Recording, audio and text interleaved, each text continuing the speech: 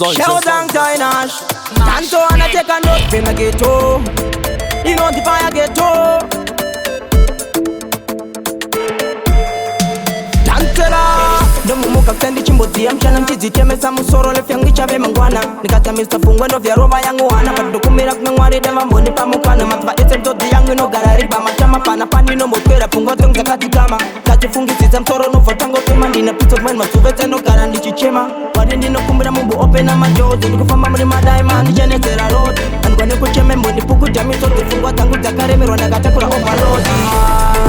tumire chiyedza tumire chiyedza tumire chiyedza ininda bota mtanzi ya ndega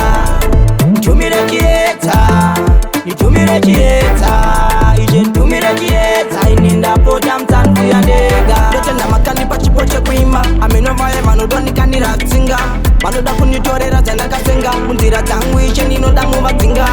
ndavakuda kalefkari gutu dzese dzandoronga chigozobuda shutu pamberi penyu inhandina urutu patafura yangu igozara nefutu tumire chiyedza tumire chiyedza tumire chiyedza ininda bota mtanzi ya ndega tumire chiyedza itumire chiyedza ije tumire chiyedza ininda bota mtanzi ya ndega ndetendogara ndichifunga zvakadzama kushanda netsimba ingawani ndinozama ndotatsena kafa pandichiri kurarama ndiri wani mudzinhu zvangu neta kunge ndisina hama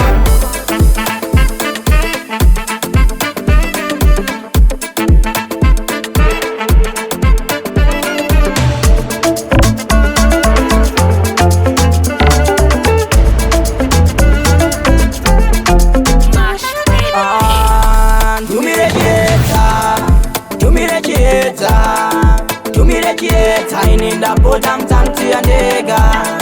tumire chiyedza itumire chiyedza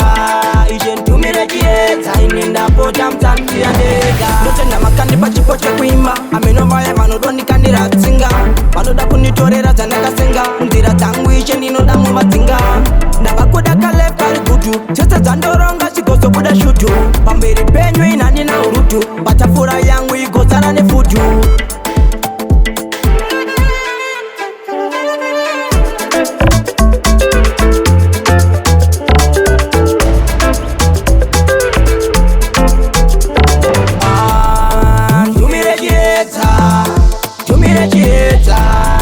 tumire chiyedza ininda bota mtanzi ya ndega